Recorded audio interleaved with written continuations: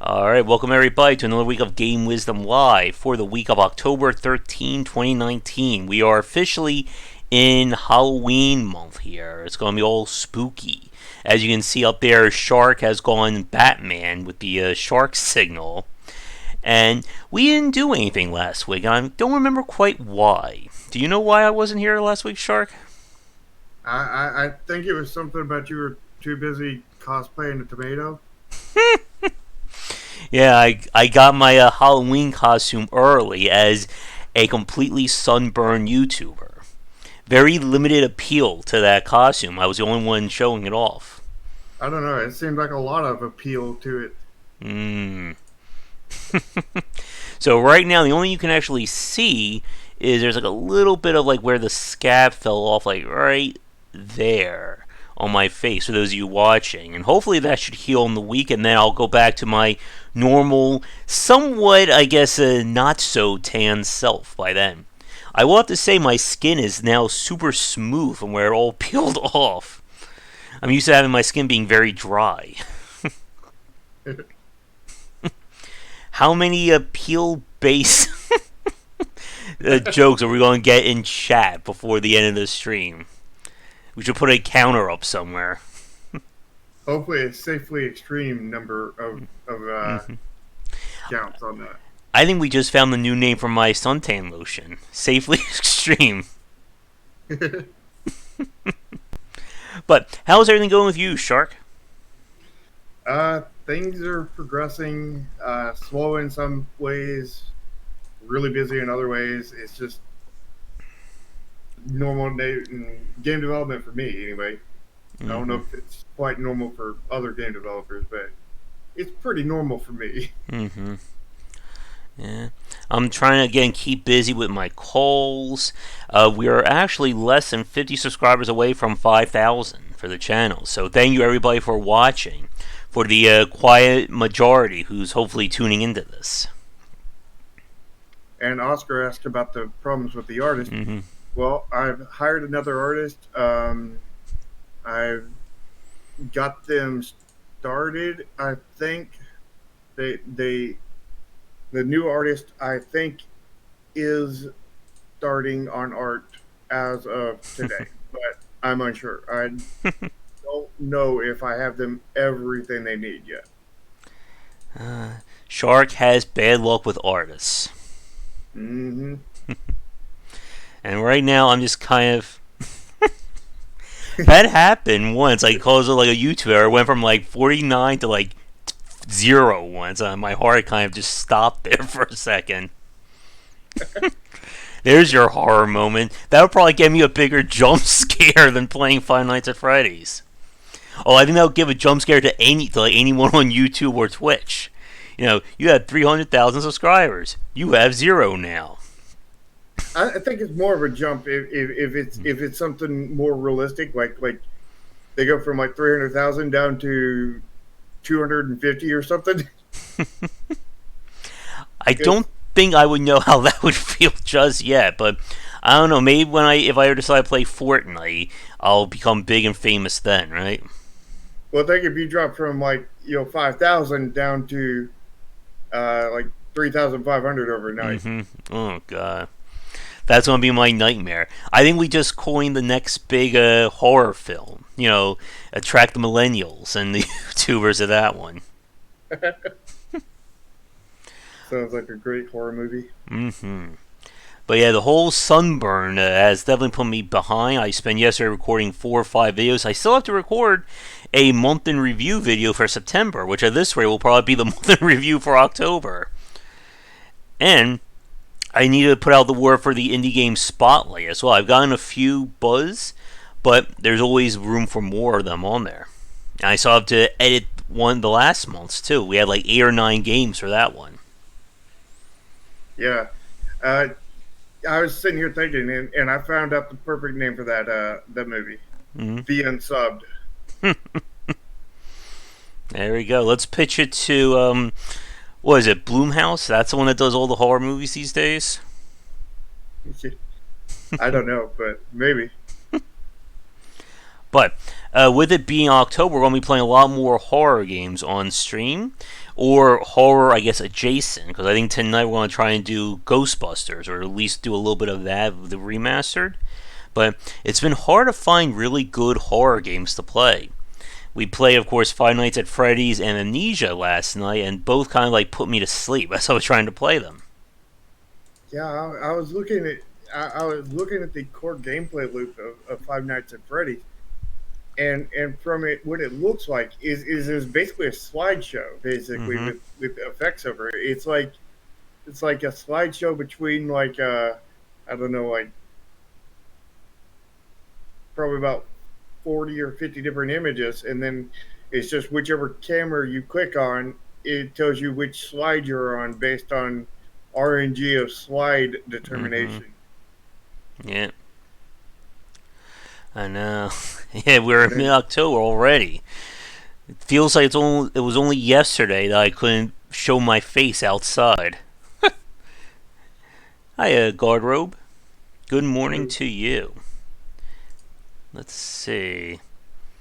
Oh, apparently Fortnite is off right now. I was just going to play it today, too. Apparently there's no more Fortnite. Fortnite is that the reason why everybody's been saying rip Fortnite? I guess so.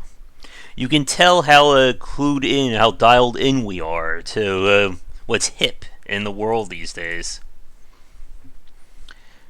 And speaking about getting dialed in, I finally got everything ready to mail out the Josh boxes that I had.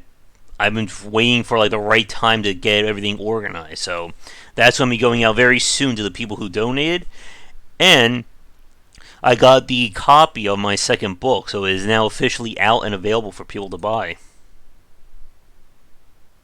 Let's Nice. see what is going on here with Epic.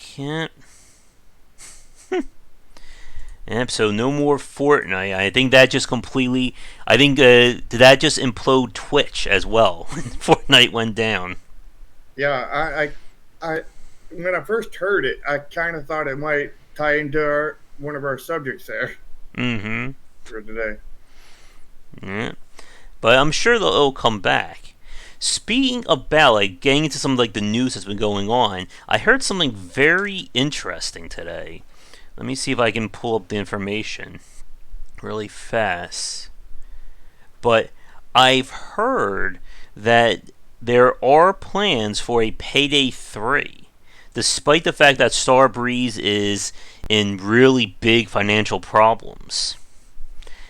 And I guess there again, like Payday was the game that kept Starbreeze and Overkill afloat, especially with all the issues that arose from the company. So the current rumor is that Starbreeze wants to have Payday 3 out in either 2022 or 2023. Because as Char, as you're well aware of, it's very easy to plan, 4 or 5 years of development out right now, right? Oh yeah, super easy. Hmm. Did they get saved by Take Two? I know they've been filing for bankruptcy, and they're being, Uh, I think, consolidated or restructured right now. I don't think anybody can be saved by Take Two. Mm. I think they might just be getting dragged into another grave kind of thing. Mm. Yeah, but like Payday is such a fascinating game. Like I was saying about this when I was playing Left 4 Dead last night with Thorn, that I wish that game would have, even though it did really well. I mean, they went like 4 or 5 years of post-release support. Like, I just wish that more of my friends got into that. Like, there's like a thank you, Ricardo. Like I had like a 3 month period while I was playing the game almost nightly with friends, and then nothing. It all just went away. And Hmm. yeah, and again, like we really need more solid co-op games. I would love to do like an 8 player versus with Left 4 Dead, but getting 8 other or 7 other people around for that's going to be a nightmare.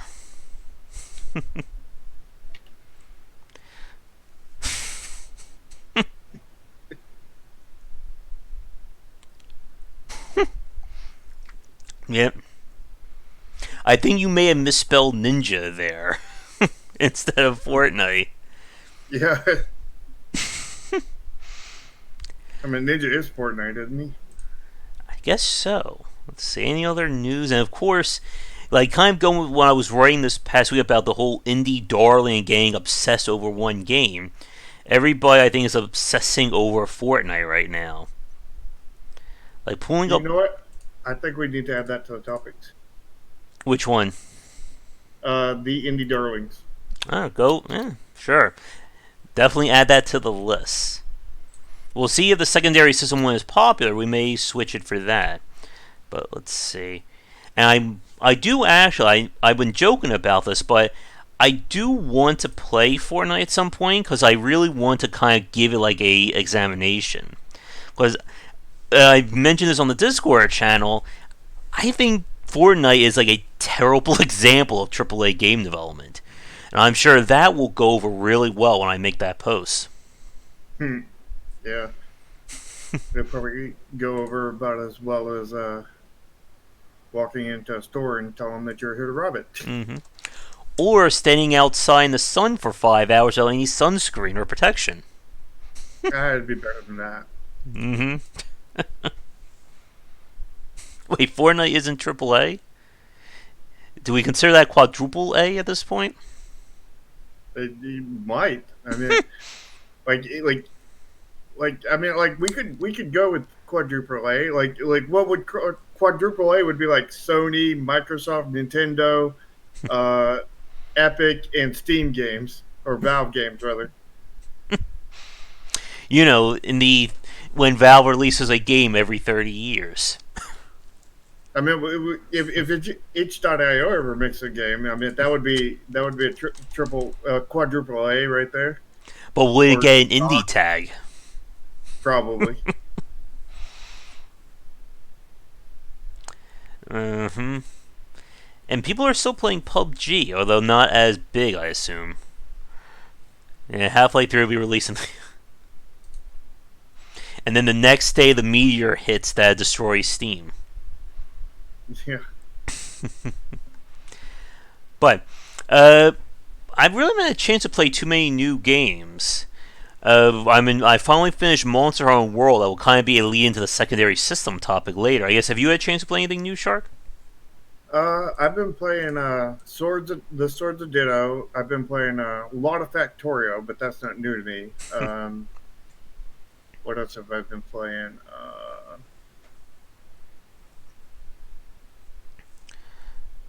Let's see. Yeah, how are you finding Swords of Ditto? Swords of Ditto. I'm enjoying it. I'm not really a Zelda person, you know. hmm I love the original Zelda. I love Breath of the Wild, and all the other Zeldas I could care less about. So, but my issue with Swords of Ditto is while I am deeply loving the gameplay and everything of it, issue is I still don't know a lot of the things I'm actually doing because they really lack the onboarding in my opinion because mm you didn't seem to have any problem with it, but you play like all the Zeldas and everything like Yeah, um Zelda DNA right there. Yeah. yeah, so you didn't need the onboarding. Mine is like, what's this anchor? How does it work? Mm-hmm. It says it makes the enemy weaker, but then I look at the enemy after I do it, and she's still level 6. Mm-hmm. It's like, how is that weaker? Yeah. And again, like so many indie developers use genres as kind of shorthand for trying to teach the player, but it doesn't help if the person has never played that genre to begin with. Like, Hmm. how many indie platformers don't even give you an explanation about what's the jump button when you turn the game on? Oh, I mean, Mario didn't even do that. Mm. But these days, But back then, Mario had a manual. We don't see Yeah, indie game manuals these days, unless it's like a collector's edition. for physical edition. Mm-hmm. I wonder what the manual for the Binding of Isaac looks like now that I think about it. Have to look online. Mm-hmm. I mean, I do have to say though, as I hate the physical products that you get it and it's just a key on printed on a piece of paper. Like it's like that's not a physical product. No. That's just a digital product inside of a case. That is just like crazy to me that they do that. I think I was reading that I think Overwatch does that for the Switch version. It just gives you like the piece of paper to download the game or the game key. Mm. But I think we've been playing around enough. Let's get to our first topic because it is a doozy, and it is the one that's kind of been dominating. Oh yeah, collector's editions. They're still the standout example for physical goods. But our first topic there is the big one that's been dominating conversations, and how Blizzard managed to squander 30 years of goodwill in, what do we think, like a span of 3 days, 2 days? Yeah, it's been a week or two. You know, it's been probably about a year or two that they've compressed into a very short time. It's Mm-hmm. been several years. I mean, it's impressive and disturbing at the same time how quickly like things have gone downhill for Blizzard. As we've said before, the whole thing last year was the don't you people have phones? When Diablo Immortal was announced, Yeah, and most people kind of still stuck with them. It wasn't it was a controversy, but it kind of went away quietly. Well, at least depending upon the circle you were in. This one doesn't seem to be doing it. So, for the one person watching this who probably hasn't heard the news, what happened was there was a big Hearthstone tournament that happened last week. And the player, Blitz Chung, I think that's what his name is, he won the Grandmaster. I think that was a $10,000 pot as well. And during the post game interview, he gave his support for the Hong Kong protest that's going on right now. And basically, in response, Blizzard took away his money. They banned him from the game for a year. They I think it even was 3 years. I'm sorry. I think it was 3 years they banned him for. Really? I think it was. I'm not sure. It was either a year or 3 years. I know it was at least that. And they also fired the interviewers who had no idea what was going on at the time. And collectively, a lot of people got very upset. For the non video game related news, I know there's been some discussions about something going on with the NBA as well, dealing with China. But again, I am very far removed from sports, so I can't tell you yes or no on that one. Okay. And yeah, as Ferrari is saying there, after that broke, basically everybody on the Western Hemisphere started to yell at Blizzard, and a lot of people, a lot of gamers in China as well, and it basically, like we said, was just like flushing away all the goodwill and Blizzard's clout in the span of 3 or 4 days. It Don't forget how they followed it up. Oh yeah, we're getting to that one. So you would think that after the immense outcry, Blizzard may want to take the slap in the face and do some PR.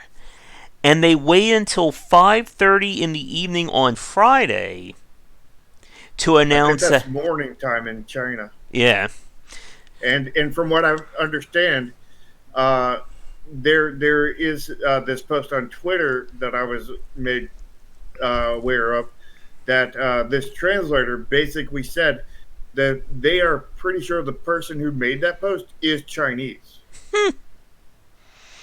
yeah, So go ahead and explain that post. yeah. So the post talked about how Blizzard stands by being globally and respecting people and, making sure everyone plays fairly. And then they said, but it was still wrong of him to bring his political beliefs to a video game tournament. So they decided to give him the money back, and but still punish him with a 6-month suspension. You know, being all friendly and global and all that. And and it's basically a non-apology. We're sorry that you decide to say something, but we still think you should be punished for it. Yeah, sorry, but not sorry. Exactly. Yeah, exactly, El Gordo. And yeah, like this has been something that it's been quietly or quote unquote quietly bubbling around the scenes these last few years with companies chasing the Chinese market. And that would be a really interesting topic to bring Ramin on, because with his study into free to play design and mobile games, that is a huge in Japan and China in terms of like those respective markets. Again, how many free to play mobile games are based out of China these days? Yeah, a lot. Mm-hmm. And did you know that the arcade is also really big in China, in Asia? Just Really? Asia in general? Yeah. No. Like I know somebody, a friend of mine, actually runs like a whole chain of arcades in the Philippines. Oh, interesting. Yeah, and right now over here, it's now escape rooms are everywhere. Yeah, Yeah. and this has been like one of those issues. Yeah, gotcha as well is a really big example.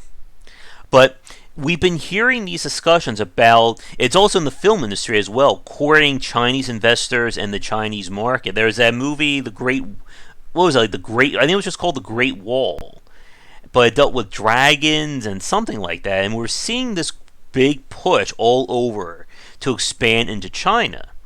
And the issue, of course, is that the restrictions and what's allowed over there are different than what's over here.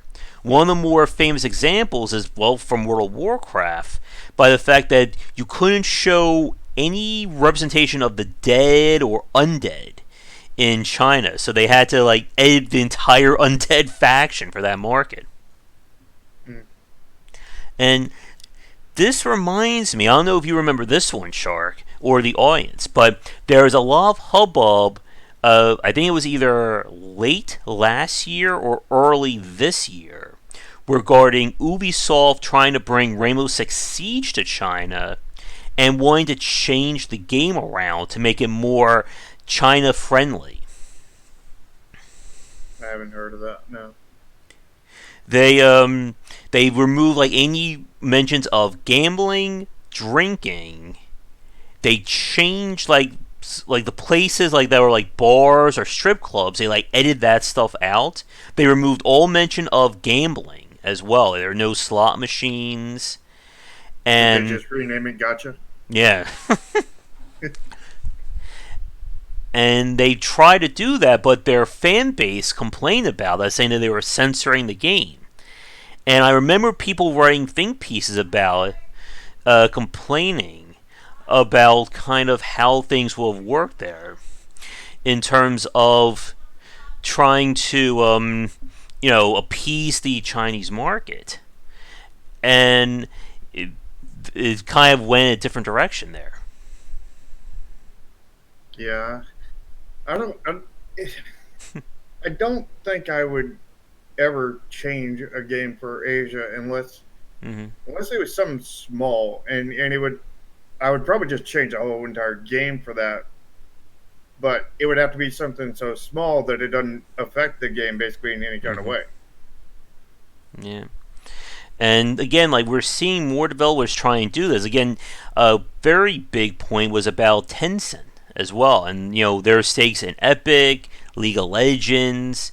There was also talk about them doing their own digital store. That was a big thing that was at the start of this year that we haven't heard anything else since from. But it's one of those really weird situations for video games. And taking this back to the Blizzard statement, again, as you were saying, that despite how much Blizzard is trying to say it doesn't have to do with them trying to be friendly with China, it everything that we see is the other way around. Mm-hmm. Yeah, they seem to be really playing to China, but then they're saying, "Oh, we're not playing to China." Mm-hmm. Oh, and this is a really good one. Here's a quote from the piece I was on Gamma Sutra. We have these rules to keep the focus on the game and on the tournament to the benefit of a global audience. And that was the only consideration in the actions we took. If this had been the opposing viewpoint delivered in the same divisive and deliberate way, we would have felt and acted the same. And a lot of people are calling that as BS because Blizzard has famously allowed people to say homophobic, racist, and other things on their streams or playing Overwatch, and nobody got permanently banned and all, and prize money taken away from that. Yep. Mm-hmm. Yeah. And the the other thing is in that article it was talking about the pride of our country, and in that reference it was referring to China in there, Mm. and that was really like, ugh. Not the smartest thing. I know there's been supposedly walkouts at Blizzard over this, Oh and yeah, ag- supposedly half of the staff walked out, if not more. mm-hmm.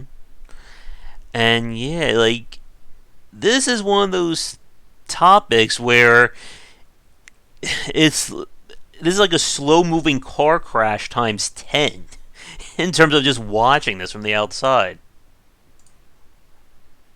The slow moving 5 billion car pileup. Or better yet, like a slow moving like Hindenburgs crashing into each other. Double Hindenburg. Yeah. And Never go double Hindenburg. no. And there's definitely a lot to unpack with this topic. And there are several big points I wanted to bring up that we were talking about before we started the stream. And I'm sure for the people watching this live record, if there's any other parts, let us know in the comments. But the first thing that I wanted to say, and this kind of takes us to the esports side, is that what does this mean for the people who are playing and covering the game? Excuse me. Because one of the big things, as we've seen when it comes to the rise of esports, is the rise of the people surrounding it. Not just the company, but the players, the broadcasters, people who organize events, things like that. And it's a very weird situation when you have all these different elements trying to come together and make things work. This is one of the reasons why traditional sports are very I'm not even sure what the word I'm thinking of. Imperialistic. It's very much like a singular empire. The NFL controls all football. FIFA controls soccer, NBA, and MLB, and so on and so forth. But with the game industry and with these kinds of companies, and I think Blizzard has also been a part of this, that you have the developer, you have the publisher, you have the broadcasters, you have the players, the fans, arenas, companies doing sponsorships, and things like that. There's just so many balls in the air to juggle that. The streamers giving it publicity. Yep, streamers giving it publicity. We're even seeing schools starting to have, esports programs or esports scholarships. So there is a lot that's tied into these things. And what happens when you have a situation like this? Like, again, there are people out there who are affected by this with anything with Blizzard who've had no stake or any impact in it whatsoever. And we were talking about this with like the players, other people who play or Hearthstone or Overwatch or StarCraft or whatever. Like, what do you do when something like this happens and it essentially affects your livelihood? And we could easily, transition this into talking about YouTuber and Twitch culture as well. Yeah, I mean that's hard because like, if you think about it, like most professional players stream too, Mm-hmm. but even non-professional players are like people who are inspiring to be professional players are streaming. So now they have to choose to either not stream at all or Mm-hmm. stream something else, and they're gonna not getting views kind of thing, Yeah. or they're gonna have to stream it, and you know what you can expect from that chat. Oh yes. It's going to be really, really nasty. It's like, how dare you Mm-hmm. represent this game? You know, you're scum. You know, scum. Mm-hmm. It's just going to be like 5 billion timeouts And we were every minute. joking about me turning on Diablo 3 last night too. Yeah, Yeah. And it's that very weird position that we're seeing this happen more and more with kind of the growth of the video game industry as not just a little niche or something for fun, but it's big business for everyone involved. Like, we were for the joking about developers. Fortnite earlier, but the whole, Ninja moving from Twitch to Mixer, you know, that is a very huge deal, not only for Ninja, but for anyone who plays Fortnite. Even following that up with the whole idea of Fortnite being shut off right now. You know, when Epic decides to have a cute little event and they turn off Fortnite, okay, that's good for them. What about all the hundreds of thousands of people who are streaming and trying to make a living off of Fortnite? Yeah. You know what kills me is it's a big industry for everybody except for it seems like the developers of Yeah. the game.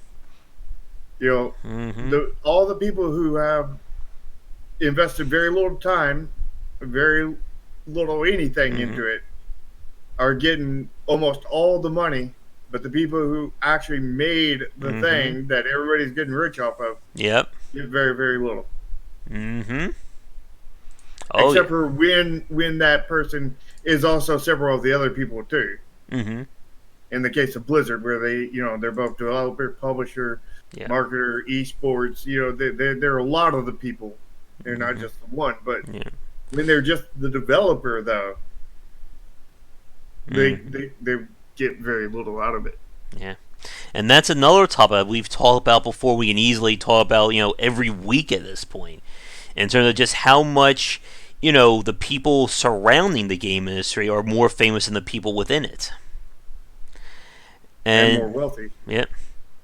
Like, just imagine, for instance, like, if somebody was having a tournament in Fortnite right now, and they wake up that morning and they see, oh, Fortnite has been shut off for the next few days. Uh oh. Mm-hmm. And again, like, this is that very weird situation that a lot of people are tying their livelihoods to these secondary markets, to these businesses like this. And if you, like, as a guard said there, that if you're not able to adapt and overcome, you are SOL. And, like, it's the same thing, like, with YouTube and Twitch. Like I said, like, I did not, like, when I do the stuff here on YouTube, like, this is not like 100% everything that I do. I do the writings, I do the presentations, doing other projects, because I don't want to be held to somebody else's market. Because if YouTube shuts down and that's all you do, like, what do you do? Yeah, you do the library roguelike too. What was that? The library roguelike. Oh, yeah. Mm-hmm. And it is a very scary time for that. And with Blizzard, yeah, those Chinese cookies, yep. Fortune cookies have become a lot more sinister these days. But, like, with Blizzard, like, another very big blow, and it's getting back to what you were saying, that the low level employees of Blizzard, like, they had no say in this whatsoever. Like, I highly doubt the designers on Overwatch or World of Warcraft or Hearthstone were sitting there going, ban this player for saying something bad about China. Mm-hmm. It's the people, the publishers and Mm-hmm. whatnot, everybody that has control. That's not the developers Yeah. that has control over that. Mm-hmm. And you know what? You know what? That comment made me think about it. Mm-hmm. Is fortune cookies the original source of gotcha mechanics? Mm. Maybe. It all depends on what you get out of the cookie, right? Yeah. Yeah. But with Blizzard and kind of like the situation that they're in, Like, this is what a lot. Oh, good. Thank you for that one. GW Tube. That sounds very nasty. But with Blizzard, like, this is what a lot of people have been talking about when they first got bought by Activision. Because as a chat said earlier today, or said earlier, they're not really Blizzard Studios anymore. They're Activision Blizzard, or as they've been collectively, I can't even say right now, Acta Blizzard. And this has been like we've been joking and being scared about Activision's involvement in Blizzard for years, and I think this is kind of like that culminating point. There we go. Yeah, it's a real mess, honestly, and like you would think their PR team would be like, no, and take away the shovel, keep them from digging the hole deeper. But either the PR team is sleeping or they're handing more shovels out. Yeah, they've switched to drills. Yeah. Somebody was saying on Twitter that they're digging that hole to China right now. And I think that's perfect. I think that's their plan all along. Dig the hole so deep it just goes straight to China, and then they just work right there. Exactly. And that's perfect. Like, it's just such a shocking moment, I think, for a lot of people to think about this. And we've said this before about kind of company culture and company branding being a major part of selling yourself these days. That, again, like Blizzard's whole motto has been, thinking globally, respecting people of all nations, sexes, skin color, etc. And then, again, when push comes to shove, they fall down. Yeah. I wonder if the company, we might see the company completely go under at some point at this rate, because between the phone, you got phones to this, right in a row, and we'll have to wait and see what follows. But if this keeps up, I think there's going to there could be potential for them to completely wither up. And that actually takes me to a point I wanted to bring up as well, and that's the idea of who is part of the studio culture. Because one of the things that we've talked about before is that many of the major companies, when it comes to the game industry, aren't really the same companies than they were at their heydays. Again, people leave, people get fired, they move on, whatever. But just because you have the companies there in terms of branding doesn't mean it's the same people. I think the only exception to that rule would maybe be Nintendo. Like, Nintendo is one of those companies that you go work for Nintendo, you probably won't need another job ever again unless you get seriously fired. But for a lot of the other AA and AAA companies, again, we could have a drinking game of how many developers have started an indie studio after working at a big name company. Yeah, I think that describes it perfectly there, Guard. Nintendo is a weird place. Well, that makes me think of a completely side topic. Let me do this one here. Oh no! All right, you know how Nintendo has been getting pretty bad lately with the loot boxes and whatnot in their mobile games and everything. That's almost like the act of a villain. Like a Bowser has infiltrated Nintendo. I'm waiting for them to announce our new head of mobile is Stan Wario. That would be like the ultimate troll. Like, they'll just name every new person who works at Nintendo after one of their characters, or Tom Nook. That would be better, I think, as the head of mobile. No, Tom Nook's in head of for marketing. There we go.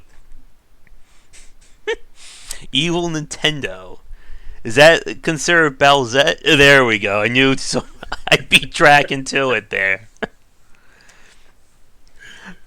But man, you are right there, Froy. But back to Blizzard, like again, many of these companies they lose that. Like we've said this before about just how much does the employees represent the culture of said company. Now, when you're an independent company, that's easy. If it's a 5-person team and 2 people leave, that's about half your company right there. But when you have a company of hundreds of thousands of people, who really represents that? And when you start seeing those mass firings and layoffs like that, Konami, yeah, like the company changes. There was a big announcement, I think, of last year that Blizzard had a huge firing of a lot of their people despite reporting record-breaking success. Of course, Yeah, Maxis, I think either Maxis is either no longer in business or they've just been completely like torn apart. they have been torn apart from my understanding, and I Hmm. think the remnants of them have pretty much all quit. Yeah. I know, like SquareSoft, right before they became Square Enix, Hmm. all of the employees that were there, except for management, Hmm. quit. So it's not even the same company anymore. After and then they bought Enix, and then they did a merger, and then Hmm. they divided up people, kind of thing. Hmm. But it's not even the same company anymore, and it shows in their games because Yep. they SquareSoft was my favorite company and one that I was very much inspired by to become a developer myself. Hmm. And everything after they become Square Enix has been like, oh God, that's not my inspiration. That's my nightmare. Mm. And of course, Konami was brought up. Konami was one of the premier developers of the 90s and the thousands. I mean, they're the company that made Hideo Kojima a household name.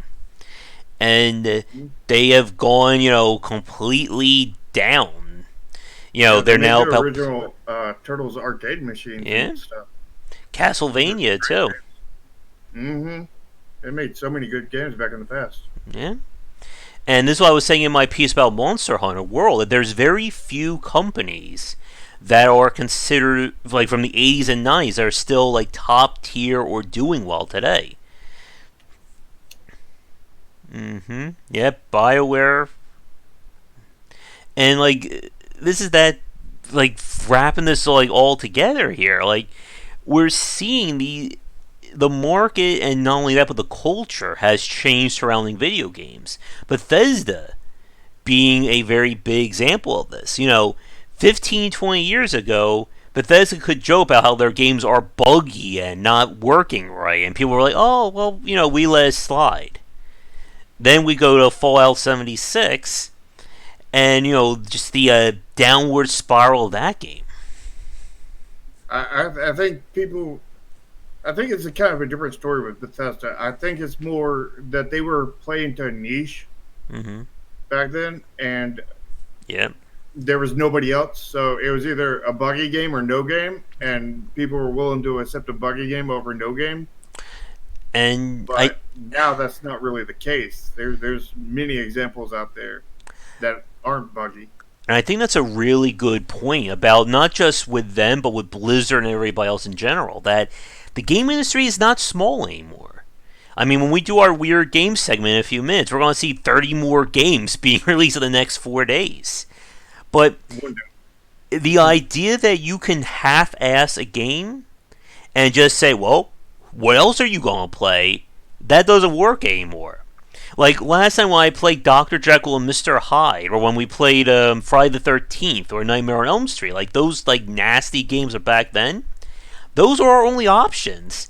It was either do I suffer with Dr. Jekyll and Mr. Hyde for the next 2 weeks or 3 weeks, or do I don't play anything. Today, I can, if a game pisses me off or they do something I don't like, I can switch to 4 or 5 dozen other games if I wanted to. You And, know, the low quality games back then. mm-hmm, I think I think the real like saving grace for me personally back then was rentals, because Mm-hmm. rentals you could find out if it was a horrible Oh game before you yes. bought it, and then if it's a good game, go ahead and buy it. If it's not, then don't buy it. It's more it's better to waste $5 than waste 60. Or try and beat the game in the 5 day rental period. Yeah. Like, I never did that. Oh, I did that all. I did that every weekend, Yeah. and it was just 3 days for me. Oh yeah, that's right. They lowered the rental. Back in the old days, the old days, it was 5 days. No, that was the old days for me. It was 3 days back uh, in the old days, back in NES days. yeah. NES days. It was a rental lasted a weekend. It Mm, wasn't until Blockbuster came around that the 5 days thing mm-hmm. came about. Yeah. Now we're really dating ourselves to that one. Yeah. Yeah. But and I was saying this on Twitter as well. Like, this also goes back with the whole issue with Blizzard. That if this exact situation would have happened 10, 15 years ago, I don't think it would have blown up at all. Because I don't think anybody would have cared. We may have gotten a news piece, protester in Blizzard game gets banned. That's probably all we would have gotten. Because Blizzard could have squashed it. No, there was no real buzz around it. But today, that's a different story. It is a very big deal for everyone involved with video games, not just those who make it.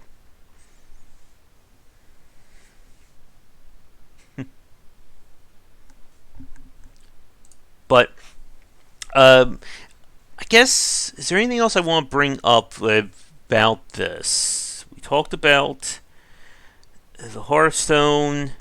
Is anything on your end, Shark? Hmm. I just wonder what's going to happen in the future, and if they're going to keep on digging themselves all the way to China, and you know, if they dig themselves completely to China by doing this, I mean, what's going to happen? Are they just going to just only release their games to China after that point because nobody else will buy them? It's kind of like the Mm-hmm. old school.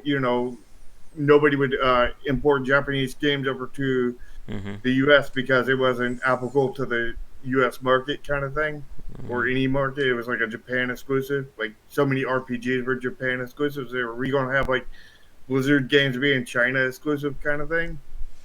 Who knows? They may just do that. And let's see. Yeah, That would make Nintendo again has been like a weird like outlier with a lot of the stuff.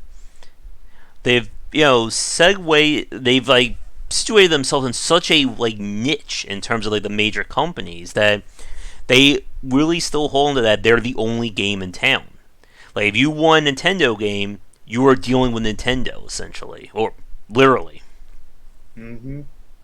Mm. Yeah.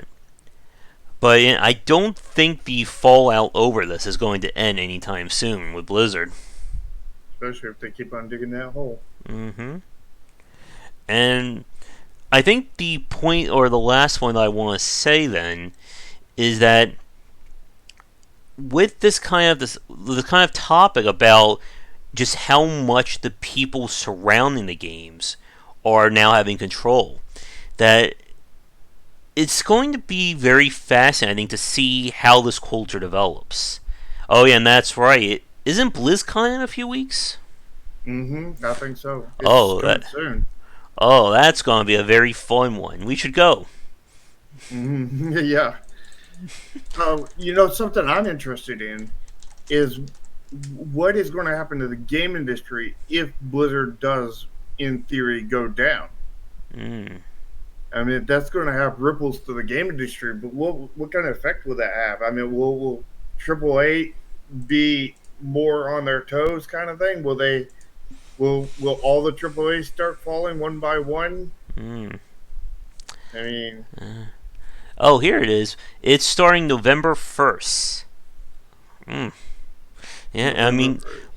Blizzard has a lot in terms of the game industry and so much clout over the years. I mean, for a lot of people working at Blizzard, is kind of like working at Nintendo for the console side of things. Like they're one of the biggest developers, and and don't forget, of course, about all the esports.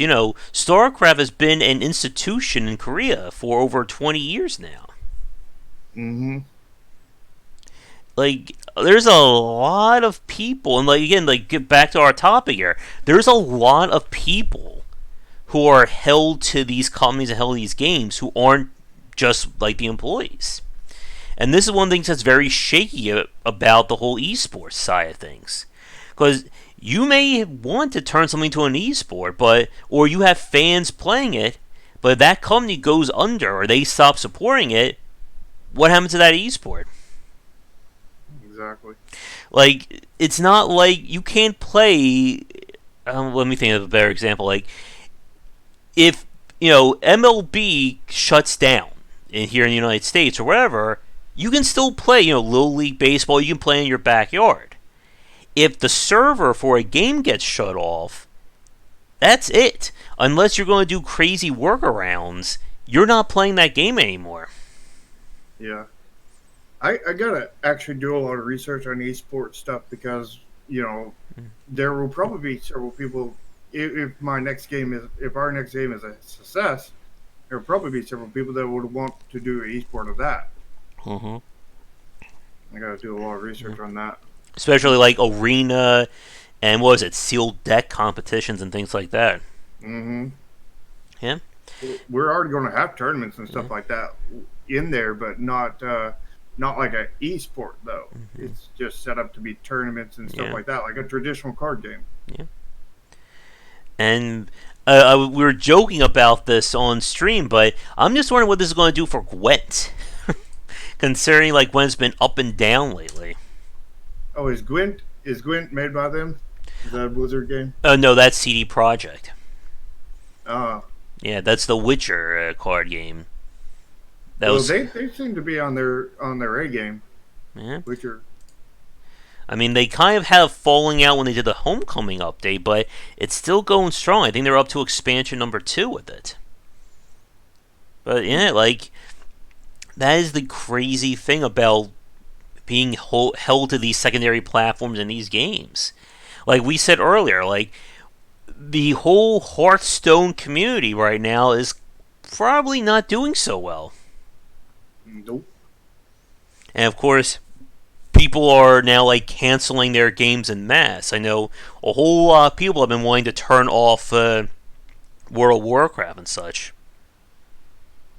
They're getting that wish now because I don't know if you heard this, but the guy who originally tried to get the World of Warcraft original back up, the developer, is officially protesting his own game. That's always good. And he said, trying to lead a bunch of other people into protesting it. Yeah. And quitting the game he brought back. And like we were saying, like these games and these companies these days, they touch a lot of different markets and areas. Like I was saying, like there are schools around here now that are trying to have Fortnite clubs or esports training. What happens if a school or a library puts together their entire program, then that game goes under, and all that money goes away? And it is very scary, I think, for a lot of people, and for these kinds of situations to develop. And I think as things develop, I think it's only going to we're going to hear more of these stories. What do you think? I hope not, but probably. Probably a lot more. Yep. And we are, at the time of this stream, it's been about 1 week since this whole mess blew up. So who knows what's going to happen next week when we come back? We might have another topic next week for it. Yeah, continuing a saga here. Alright, but with that, let's get to at least the lighter side of things. And let's see what weird games are coming out that may cause trouble down the line. You never know, right? Exactly. Alright, let me pull things up here. Alright, let's see what we have. Let's see. Wait, what is this? There we go. Got the shark signal in the corner. You know how to reach me. Mm-hmm. Cheap Golf Susan supporter pack? Oh, look at this art, Shark. Oh, jeez. It's art. It truly is art. Look at it. Art. It says art on it. And humor. Oh, jeez. This is everything all rolled in one. Does it have horror in it? I don't know. But it is an indie genre. Oh, snap. Is that the only genre? Or? Indie action and sports. It needed to be indie exclusive because I mean that would have really gave them street cred right there. I don't know what this is. Okay. Hymno the Silent Melody. Huh. This apparently is a DLC. Mm-hmm. Didn't you play this one? I think so. Oh yeah, this was that free game. I guess it's being expanded? Yep. Did you talk to the developer of this one? No, I did not. Yeah, this was one that was kind of created to be like think either therapeutic or something like that, and he decided to release it for free.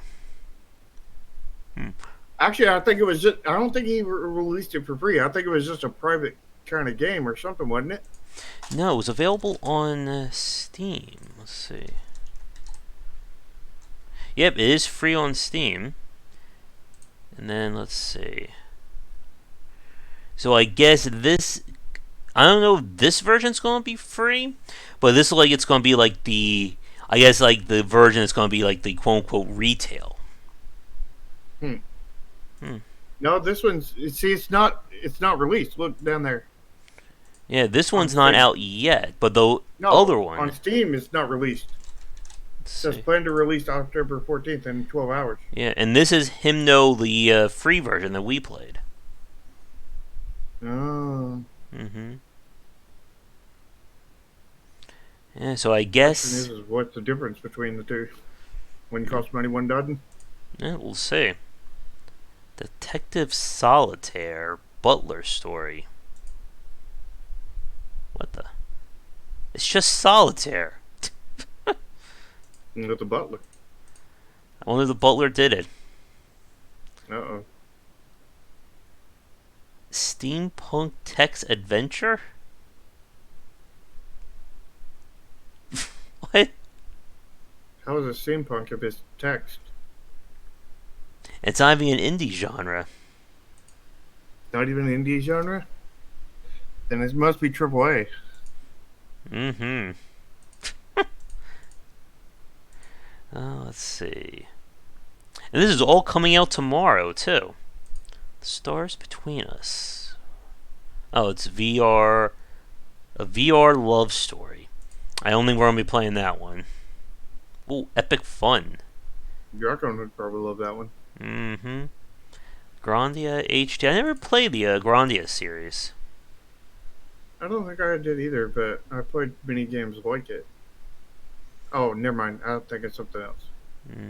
I'm thinking, what's the name that's really close to Grandia, but it's a side-scrolling shooter? Ooh. Because that's the one I thought it was. Hmm. You know what I'm talking about, right? Not a Gradius, is that it? No, not Gradius. There's another one. You said at the same time. Gradius too. I know Gradius. This was another one that was... Not R-Type, right? No, I don't think so. Gun... No, that's Dun Dun Patchy? No, and that was a top-down. No. It was very similar name to Gradius. And the one that we just looked at, the RPG. Grandia. But it was... I can't remember the name of it. But they had several games, if I remember right. Beetle Hunter. Stalker Online. Wait a minute. Are we playing in real life games? Oh, look, it's PUBG. I mean, it looks like PUBG, does it Yeah. not? Oh, Probably why bought can't I the get a same single assets. player Stalker? Probably bought the same exact assets that PUBG bought. Mm. Magician's Research, Out Buddies. Ooh, Crypto Fall. Cryptofall. We seen that at the same time. Wait a minute. Is What? that a quicker game? Think? Crypto Fall. Sorry, cryptocurrency. Oh, good.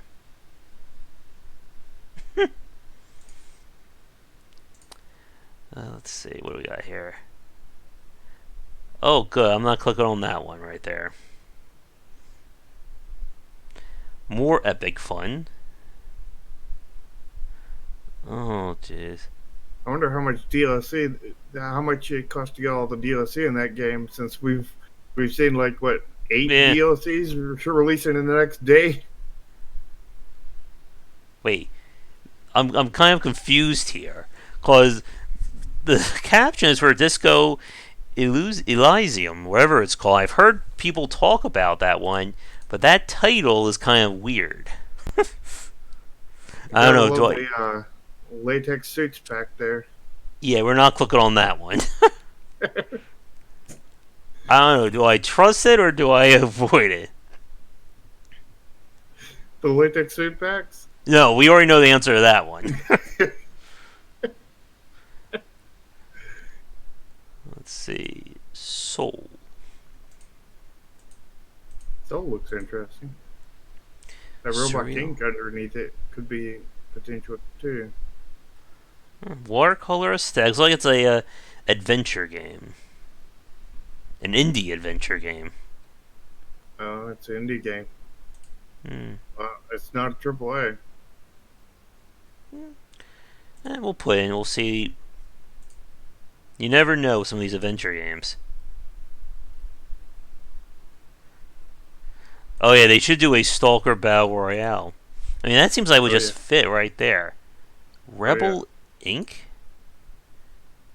Oh, it's Rebel Inc. I thought that said robot. Wait a minute. Why does this look familiar? Hmm.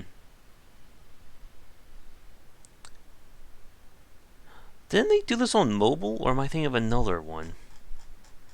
No clue. Hmm. Oh, they're That still. that little timer thing looked. You scroll back down. That looked like mobile. That did look like mobile.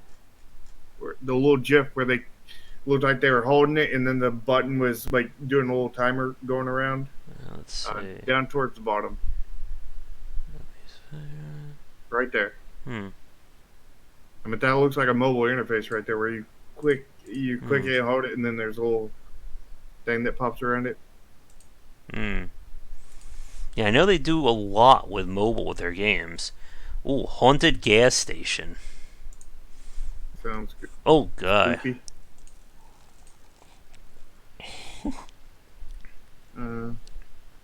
Wonder how much it cost them for those assets. Oh, he says low quality indie horror game. Oh, good. Short creepy pasta. Creepy pasta, whatever the pronunciation. I think it's pasta, but I don't know. Oh, look. I think this is the perfect game for me right there. Cat Girl. No. Below that one. I missed that one. Is Get it Josh good. Simulator? Get good or get wrecked. They should say this is a game for Josh, too. Exactly. Oh. I was hoping for a little bit more there. We gotta get good. Or get wrecked. Drunk Exactly. Ride. Shinobi Light? Chernobyl. Chernobyl light. What? Wait, So what the hell somebody is get even? get even with the people who caused Chernobyl. Oh, good. It's a survival. Ooh, play by your own rules. Oh, so the game doesn't have any rules. We just make up our own as we go along. Hey, that enemy right there? Nah, he doesn't do any damage. It's my No. rule. What the heck is Centralia Homecoming? Why is it rated AO? Hmm. Oh, Six Ages is coming to the PC. This one I'm excited about. This is the spiritual sequel to King of Dragon Pass. I actually have a press key, but I can't take a look at it until the 16th. Can't stream it, brother. Yeah. And like I spoke with the creator, David. What's his name? I just saw it. Hmm. I just saw his name and now I can't find it. Ah. Well, I did speak with the creator of it on a stream. I would like to have him back on to talk about it. But yeah, I'm curious to see how that one's going to do because King of Dragon Pass started out on the PC and then did really well on mobile, and then Six Ages was on mobile first and going to the PC. Travis Strikes Again. Okay. Ooh, Best Plumber.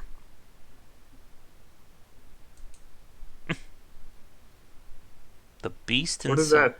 Tortino or something? Let's see. Ooh, is a run and gun. Hmm. What? Well, I think I've seen this one before. Don't know where.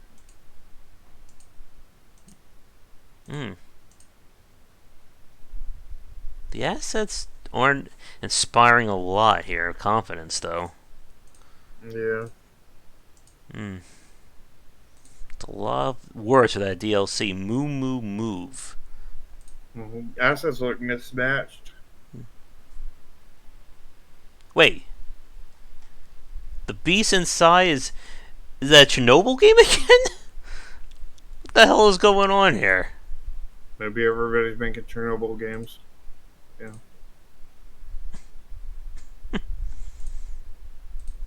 Wait a minute. Why am I getting the same advertisement? Beast Inside. Okay. Everyone's just making the same game. Monkey King. I heard people talking about this. Looks like a DreamWorks movie here. Kind of. Hmm. Oh, I was right. Based off a CG animated film. I seen something that said cosmetics, and that's always a good sign when you Ooh. That is some striking color with this one. the cat lady. I know several people who would love this game. Mm-hmm. Wait, so do you use the get twin? It's a dual stick shooter with roguelikes, and you upgrade cats. I mean, can you really upgrade a cat? Aren't they already maxed out at perfection when they're brand new? And max stats. Well, it is a roguelike, so I do have to put in for it. I'm required. Maybe it'll be like the Binding of Isaac there. Killjoy Hunter? Oh, this is a game I got a press key for. Little Big Workshop. Looks kind of interesting, like a sandbox, like Factorio or Production Line kind of game. Hmm. Can't look at that one until the 16th. 16th is going to be very busy, apparently, for me. You're going to have to play them all on the 16th. You're going to have to do like a 16-hour stream or something. Oh, no. Oh, good. You know it's a bad sign when the title says hentai, and it has 18 plus uncensored warning at the same time. And it's only DLC. Oh, good. Let's get the full game. Good on Mega Aquarium. It's coming to the consoles. That's from the developer who did Big Pharma. Why is there a girl in my house? Love that title. Wait, what? Why is there a girl in my house? That's a good question. Let's play the game and find out why Oh, yes. there's a girl in your house. That's a really good title. Is she your mom? You know, is that why she's in your house? Why is there a cat paw print there? Oh, God. There's cat ears, it looks like on her, too. Anime Tanks Arena.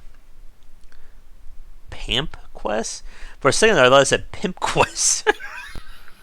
That would have been... I think we just got the next game right there. Somebody quick, copyright Pimp Quest. Figure Simulator War. I'm afraid to click on that one. FYI to everybody, you can't copyright a name like that. You can trademark it. You can't copyright it. Mad Cow Balls 2. That sounds fun. What? You started the game with 15 lives? Where did you get that number from? I don't know. It's less than 30 and more than 1. It seems legit to me. How you like that art? It's puzzling. Is it appealing? No. It's unbreakable. Oh, I did get a press key from the developer for this one, Null Drifter. I think I'm going to look at it on the Spotlight stream.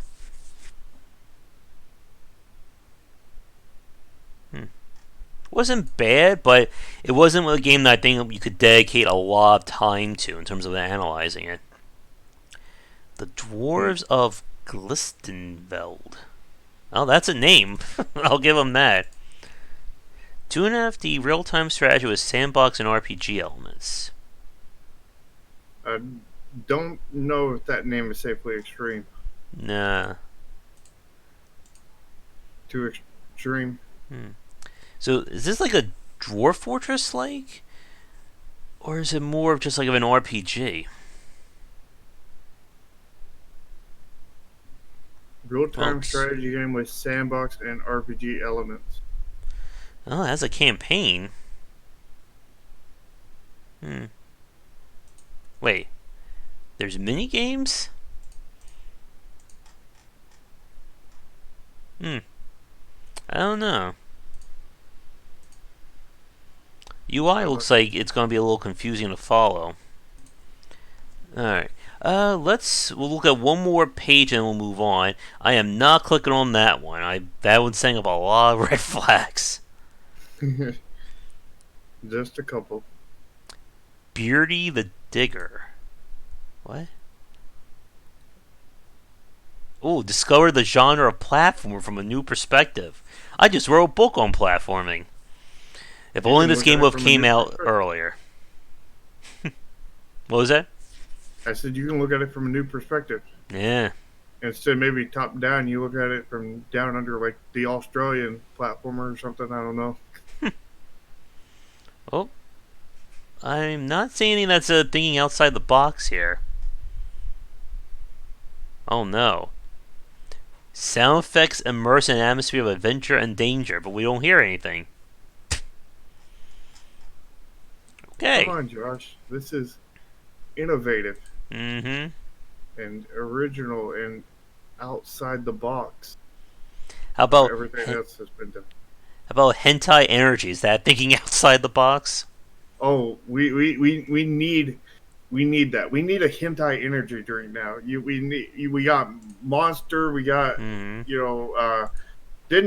that one PC Razer make their own energy drink? Yeah. Now we need the hentai energy drink. It gives you energy for it. Yeah. The Draken may want to buy that one. Don't say that, Ricardo. That's going to get us very... There's a hentai hot sauce. I don't even want to know. And I've seen a meme for that, but I didn't think that was real. This may be the winner for the name of the week right here.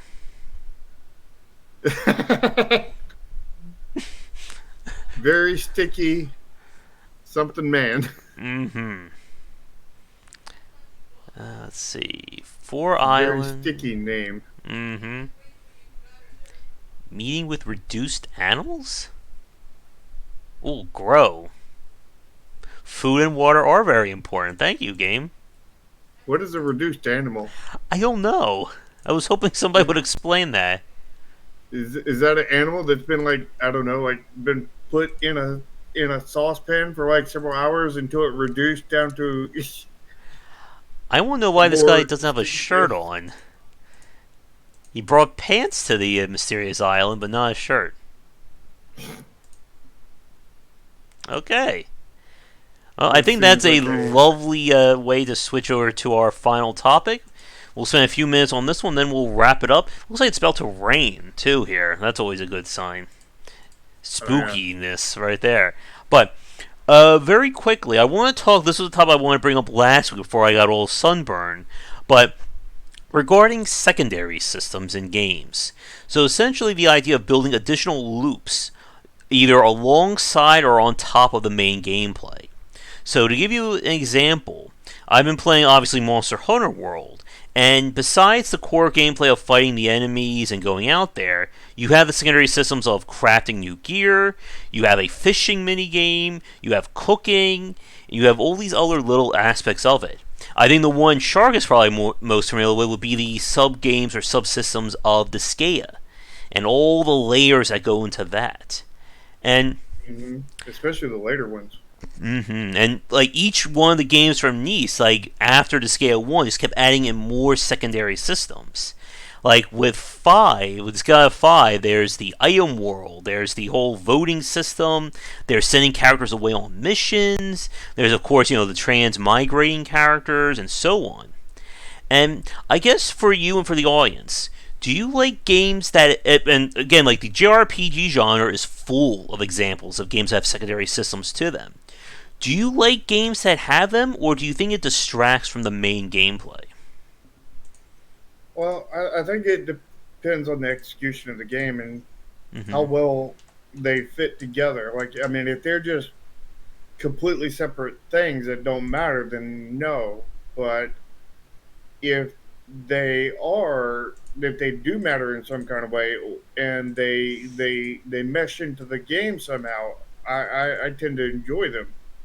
Like Final Fantasy VII, it's RPG. You're going around doing RPG things, and then all of a sudden you go and you're raising chocobos and you're breeding chocobos and everything else, and that unlocks Mm-hmm. more areas that you can access from those using the chocobos through that use of the mini game. Well, actually, it's almost two different mini games because it's the breeding side and then it's a racing side Mm-hmm. kind of thing. But they add to the gameplay rather than take away from it, kind of thing. So like, if it's done like that, I would like it. But if it's just, hey, you're walking through a building and all of a sudden there's this arcade machine and it's a Pac-Man emulator that has nothing to do with the game. It's like, who cares? Yeah. And like for a lot of the RPGs out there that have like multiple systems like that, we always see developers either go one of two ways. Either it's completely incidental to the main gameplay, or they tie, the ultimate gear or the grand final challenge to these sub games. And it's very annoying when they do that because you may have a system that nobody wants to play with, but they're kind of forced to do that. One of my least favorite systems in these games is the ever popular fishing minigame. I just cannot Mm-hmm. stand fishing, but it's in the Yakuza series. It was in the Legend of Zelda Link's Awakening. I think it's even in, yeah, there's a fishing minigame in Monster Hunter as well. Well, I tell you, a good game that's really good at doing a whole bunch of mini games like that and a whole bunch of side systems is Stardew Valley. Mm-hmm. Because Stardew Valley is Yep. almost nothing but that kind of thing. Yeah. But they all build onto the system, and they're yeah, you're required to do them if you want 100%. But I mean, if you don't want to do 100%, I mean, you could easily skip over half of them Yep. and be perfectly fine. hmm And I think another important point with Stardew Valley is that everything that you do has its own reward loop to go with it. That I think Hmm. is another big point for a lot of games that have secondary systems. That a lot of times the secondary system doesn't exactly reward you directly with what you're trying to do. You may get bonus money, but okay, that doesn't help me when I have $5 million in the bank already. But Stardew Valley did a great job that the more you do with farming, you're rewarded with more options in the farming. The more you do in combat, more combat, mining, fishing, etc., etc. We just learned that Josh is a secret millionaire. He's got $5 million in the bank. Sure. It's all because I've been selling all my sunburned skin. People have been buying that up. Yeah, I mean, it's an interesting subject because like some games they they add to the game. Like the secondary systems benefit the game. It's a and then others they're hindrance to the game hmm or something you're forced to do. Well, that would be a hindrance too, but like they just bring the game down in some way. So I think that it really depends on the execution of the particular system that hmm they're adding in. Yeah. I think another really good example, obviously one that you're well aware of, is of course a triple triad from Final Fantasy VIII, and Yep. that is a secondary system again that you didn't need to play it, but if I remember right, like certain characters, I think ultimate weapons were tied to it. Uh, I don't remember. I don't think so. I think one character might. I think Zell's might have been linked to it, but I can't remember. hmm But yeah, I mean, Triple Triad. I know a good bit about it since I'm doing a game currently based on Triple Triad. hmm But yeah, I mean, I don't. I mean, like they did reward you for in the game because you would play card games of Triple Triad against other people, and you would get rewarded better cards in the matches, kind of thing. So you would get that reward for the actual card game, hmm but I don't know if there's any actual legendary weapons or anything hide in there. If there was, I think there was only one in there, hmm And but I can't remember. before I mention, of course, Gwen being another really good example that it became so popular it spun off to its own game. And I think it's always tricky about that balance of just how much that sub game or that secondary system has in the title itself. Like I've said this before about the Skya franchise that it gets to the point where I'm spending more time doing the secondary systems than I am actually playing the core gameplay. Well, I think that's fine if they're entertaining. hmm If you're enjoying yourself playing the other systems. But I think that it matters. I think choice matters in that kind of thing. You gotta, if you're interested in doing it, go do it. If you're not, then don't. But having it be required is probably a pretty big no-no unless it's so similar to the core gameplay loop mm, kind of thing. yeah. And again, we see this a lot from the JRPG genre, from a lot of Japanese style games, where you have these different systems and they'll all interact with each other or they'll just be completely separate. And it can be very annoying to realize, oh, because I didn't do enough of the restaurant sim mini game or subsystem, that now we're not ready to fight the final boss or things like that. Well, generally, from my experience with the JRPGs, is they don't prevent you from finishing the game, but they will prevent you from getting, a lot of times some really good gear kind of hmm thing sometimes. Or But they'll, or I think like a lot of them will also it will make things a lot easier for you if you go down that little rabbit hole of those systems. So there's games that allow you to craft new gear versus just buy it, or modify stuff, attach +5 fire protection, or craft a fire sword, or things like that. I don't think it's intended to be easier. I think it's intended to be the extra strength you need for Mm-hmm. the secret bosses and stuff like that Mm, kind of thing. Because there's pretty much no way to beat them without that kind of stuff. mm-hmm. And I think it's also very important. Make sure there's good uh, instructions or glossary or something to explain to people how things work. And Salvador said China entered the chat. I think we're a little late for that one. Yeah, But you need to be really careful with how you explain these systems to the player. Because if it is going to be something that's important or it's going to affect the main gameplay, they need to know why and how it does that. yeah. I think the Skya has to work a little bit on their onboarding. I mean, Yeah. they sometimes they lock stuff and then unlock it kind of thing, but they don't exactly onboard you good enough kind of thing if you're new to it. But at the same time, is you if you're already experienced with it, you want to be able to get into that pretty much Hmm. right away. So how do you do both at the same time? It's like Yeah. it's like get manually unlock this and skip the tutorial kind of thing. Maybe a button like that. Hmm. Yeah. And that was an issue that Monster Hunter ran into up until World. That so many of these subsystems of that game about how you track monsters, how you upgrade your gear, how you keep yourself prepared, there is no mention or no in-game tutorial for that. And for the people who play them, that stuff is second nature. Again, like the experts at Disgaea, they know relatively well how they're going to build their level 9999 characters. But if you've never touched a Disgaea game or a Monster Hunter game, you're going to be kind of thrown to the deep end. Now, one thing that Disgaea 5 did that I thought was kind of polarizing was they did actually lock secondary systems when you started playing the story. You had to actually go through, I think, 2 or 3 chapters before you actually got the item world, which is a big change from the previous ones where it was just unlocked from the get go.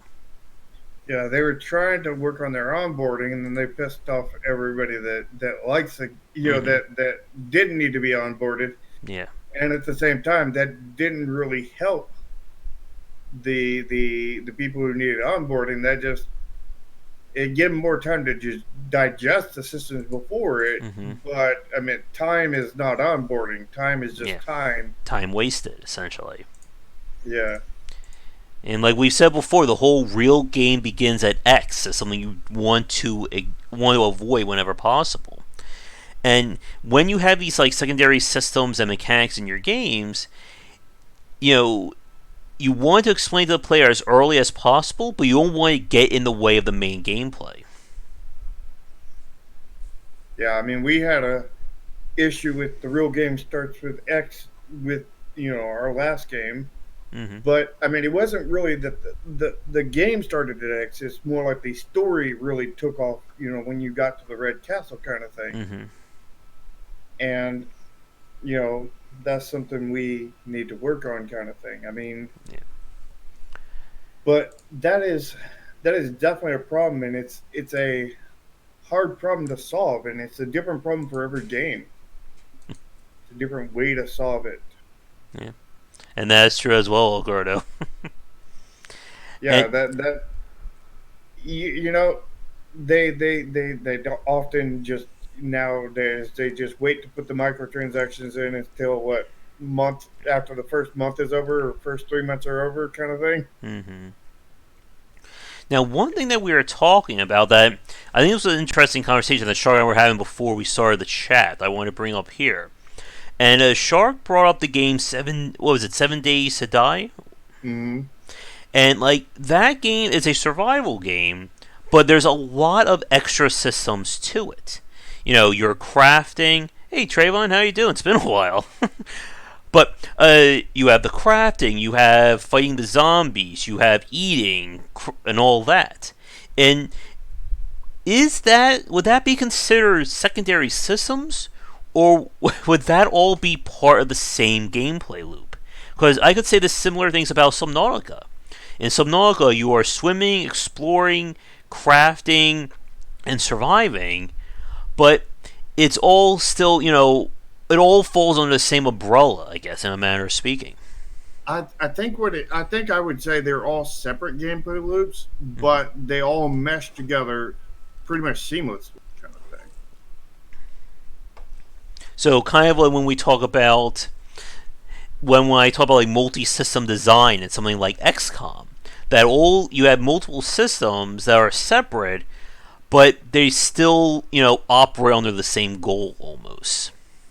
Yeah, I would say it's more seamless than what XCOM. Oh yeah, for sure. But yeah, the same kind of thing. And like for myself, like an example of something that I want to see more with secondary systems is again like the whole shop simulator genre. I'm still waiting for the proper successor to Racketeer, and we haven't gotten that one yet. Oh, I was about to say Racketeer, but it's like that's the ones you're named. It's like, oh, never mind then. But yeah, Racketeer, a really great example of two separate systems coming together. Yeah, I mean that game, I didn't expect much when I got it, and then I got it, and it's like, okay, I got it in like a bundle from all their games. Like I got like 3 or 4 or 5 games from the same developer that made Racketeer, and like I got it for one, and then I found Racketeer, and like they have a lot of really good games. I mean, they're not like mainstream games or anything like that. They're probably very unknown for the most part. Yeah. But they're quite good. A lot of them. I mean, they're not not amazing or anything. They're just quite good. Yeah. And I think that's actually 2 really good topics right there. El Gordo's one about time-limited mechanics in games, because that's something that I have a lot. I've always had a despisement of them, but it's a very interesting thing to talk about, and about just okay games. Added to the never-ending list of topics. Indeed, it's just every cast we do, we add 4 more topics to the list, and we only take 2 off of it, and we get 2 or 3 more during the week, and we just end up growing we take away 2, we add 6, 7, 8, 10 to it. It's Hydra right there. I'm trying to think if there's anything else. Like, for me, like, and I think El Goro's point right there is a really good one about you have to decide what to do and what to ignore. I think that's a very important thing to understand when you're building multiple systems in these games. That if they're like so different, like to the point that it's literally using different UI conventions between one system to the next, you have to be careful just how much they're required. I think the exception would be something like XCOM or Star Control, where the whole point of the game are you're doing these like 3 to 4 different systems. But if, like, let's say you're playing, like, let's go back to the JRPG's example. Let's say you're playing a JRPG that's about, turn-based dungeon crawling combat, but in the same token, you require the player, let's say, in order to unlock the next dungeon, let's say I have to fish and then cook, a 5-star meal to unlock the next dungeon. That may be seen as you're distracting from the core gameplay. Now, if it was a secondary thing, like let's say you go cook, or you fish and cook, and that gives you a bonus, or you sell out for additional resources, that would be a different story. Or it unlocks a special door inside of that second dungeon. What was the 2 things you said? Time limited mechanics and what else? About just okay games, or games that are, games that work, but they're just okay. Like they're not big sellers, but they're not, failures either. Darkest Dungeon. I don't like Darkest Dungeon. I don't think it really has in the same way of secondary systems. Well, it's got the rogue system. It's got all the stuff you do in the town where you're recruiting people and everything else. I guess that's more. I always saw that as more like of a persistent element, but yeah, I think you're right. What about the side missions that were required? Yeah, and again, like that's always that annoyance or that very tricky line. Like the side, I didn't play Dragon Age Inquisition, but like were the side missions like just you going doing like another quest, or is it just like a completely different gameplay loop? I didn't play Inquisition, but I played the regular Dragon Age, and I liked it at first, but it got to a certain point where it just was not doing anything to me, and it Hmm. was just this quest, that quest, Yeah. and it was all meaningless. Yeah. I think to Trayvon's question, I think it depends on how you frame it. And I think that's another really big point about these secondary systems. Like, a Monster Hunter does a similar thing. There are main quests, there's optional quests, and then there's quote unquote optional quests that unlock new bonuses and stuff going forward. And, well, They did it where I think the optional quests weren't optional. yeah, They were optional until you got to a certain point, and then they were no longer optional. You had to do it. yeah. And again, I think it's really how you frame that stuff. And honestly, I don't think Monster Hunter doesn't do it as successfully as I would have liked. Like what they have is like anytime you see a side quest, or I guess quote unquote side quest, it has like a little quotation box or like a speech bubble. It means that secondary quest is going to unlock something new. And like this is where we begin to stretch the term optional. Like for those of you who didn't play Monster Hunter, the when you complete some of these secondary quests, you will unlock additional functionality, such as being able to get free resources without having to go out and grind them. And in the early game, that doesn't mean anything.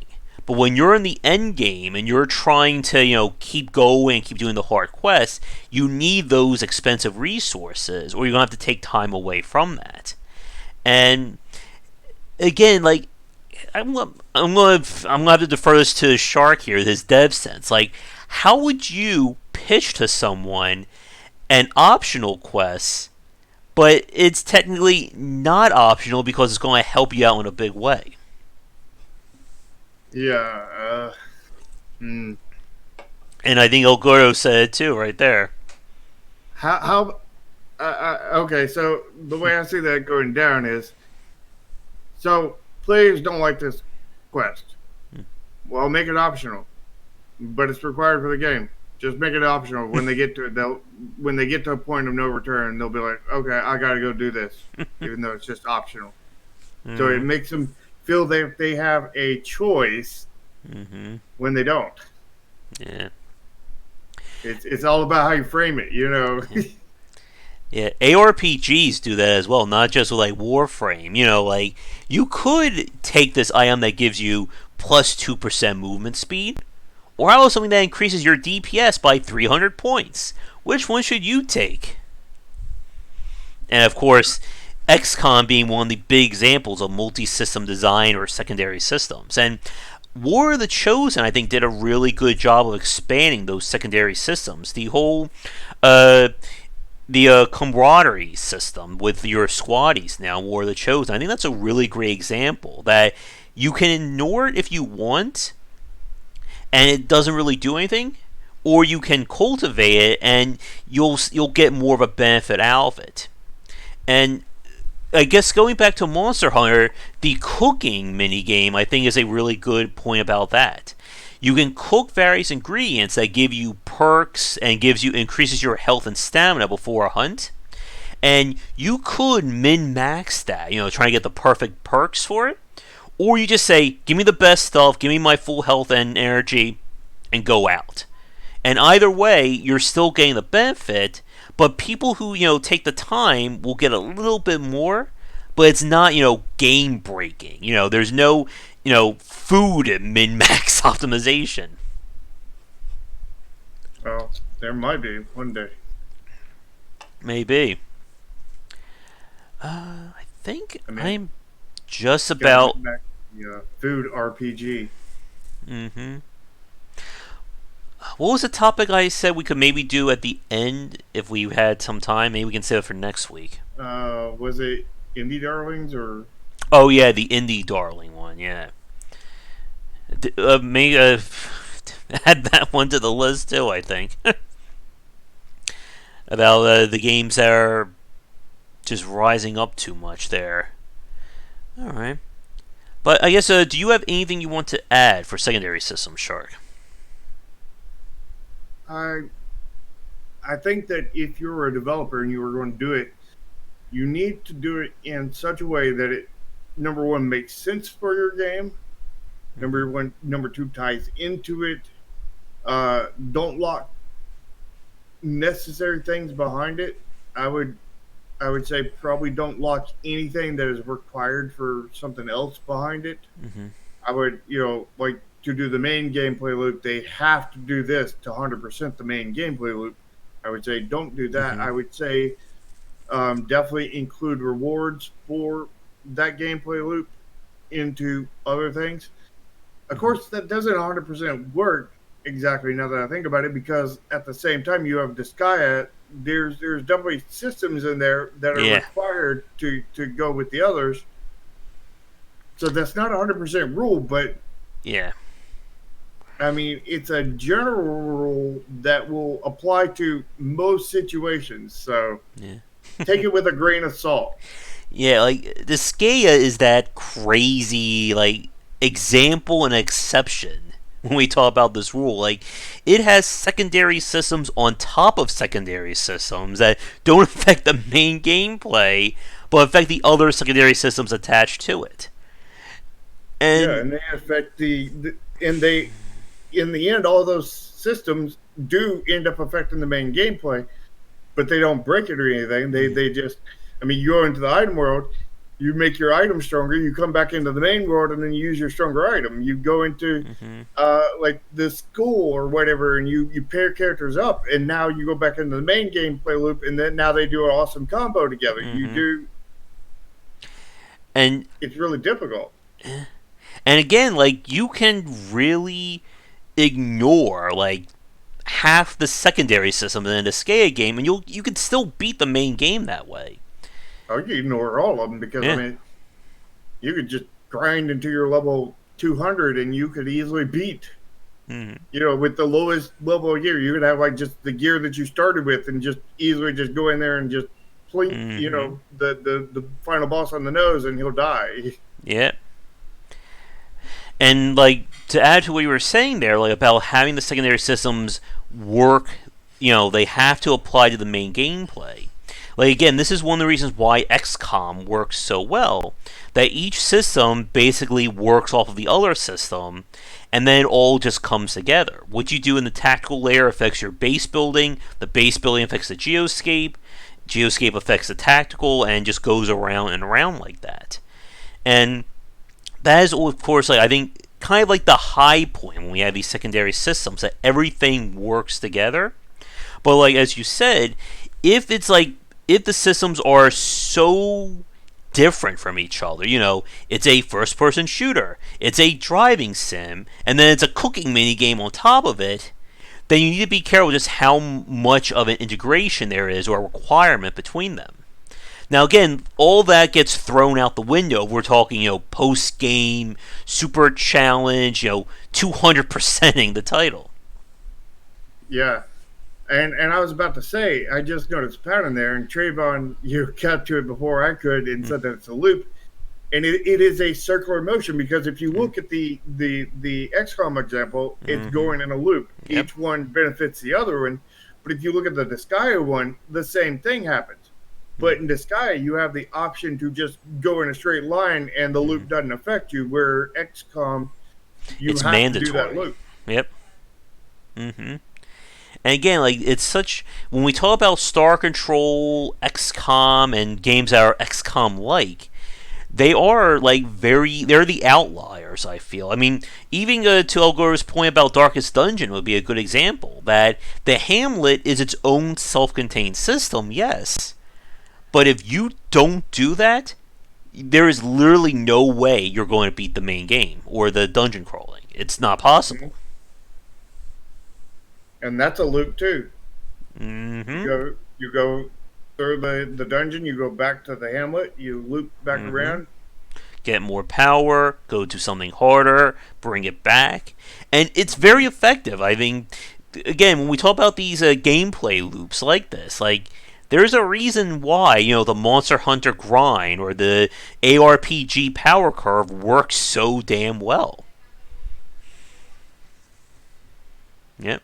And again, the XCOM loop entirely along those lines. But the problem though is that it's very hard to do it right because if you fail one part of that loop, it brings the entire game down. Like with the XCOM example, if the tactical layer was horrible, then it wouldn't matter if the base building and the geoscape was perfect because I think this goes back to that example that chefs like to say. Like when you build a meal that's really like three smaller meals in one, you're basically forcing the person to critique three meals instead of one complete package. Yeah, I think the way I think the way that X, I think the way a lot of these systems work is they're they're they're super simple. Mm-hmm. Like if you think about the XCOM one, I mean, you have your building phase where you're going in there and you click a space to dig out. You wait several Mm-hmm. days and then before you can do anything, and then you have one slot that you can put one building, and then there's very little bit that matters on where you place the buildings. There's a few that matter that have need Mm-hmm. do better placed next to others. But besides those specific ones, there's not really anything, and even those aren't. You don't ruin them by not placing them where they need to be Mm-hmm. placed. And then like you go into the like the geomap part, and there's only like two or three different things you can click on. I mean, Yeah. there's not really much choice there. There's just a little bit. You can't really totally screw it up. I mean, Yeah. both of those systems are where no matter what you do, pretty much besides doing nothing, you Mm-hmm. can't really totally screw it up. Yeah. And I think a major to add on to that, another major thing to realize is that these systems themselves aren't strong enough to stand on their own.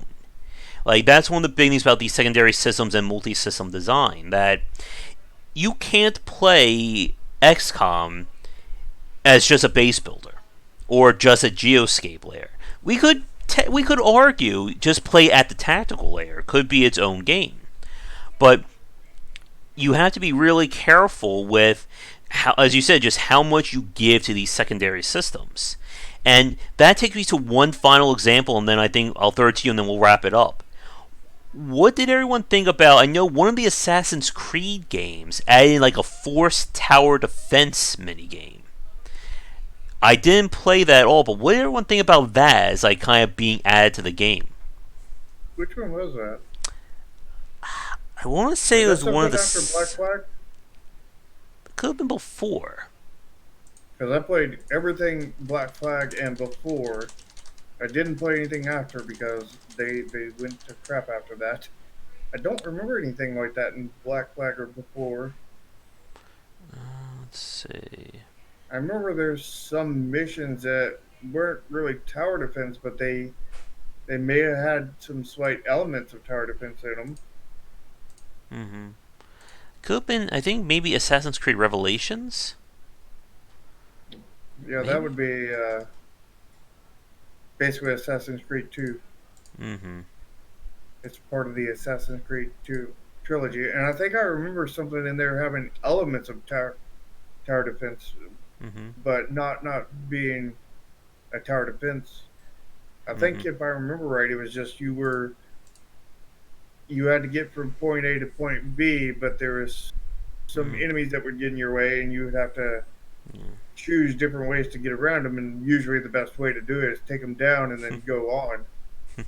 So in that way, it was like a tower defense because you were your own tower and you had to go down there and get them before you went back, or else you would expose your base and then you would get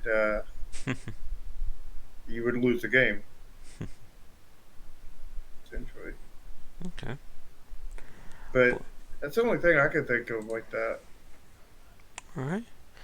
But I think we'll wrap things up here. We're just about to hit 2 hours. I know Char wanted me to do another 2 hours worth of topics, but then my voice will be dead for tonight when we do our game streaming.